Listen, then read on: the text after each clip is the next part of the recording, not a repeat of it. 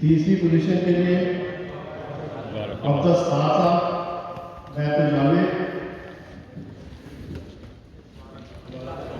Badminton double पहली position alias Mir साहब और अब्दुल मोमिन ताहिर साहब।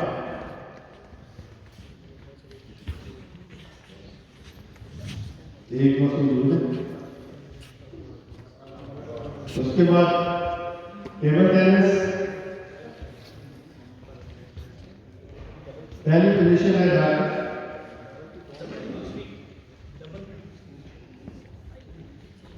ये दूसरी पोजीशन अब्दुल कादिर साहब और मोहम्मद अफजल साहब फ्रैंकफर्ट से।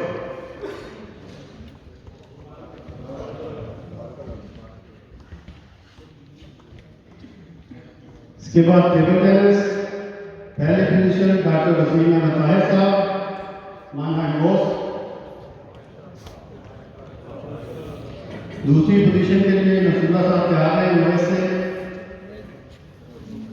दूसरी पोजीशन नसरुल्ला साहब नॉइस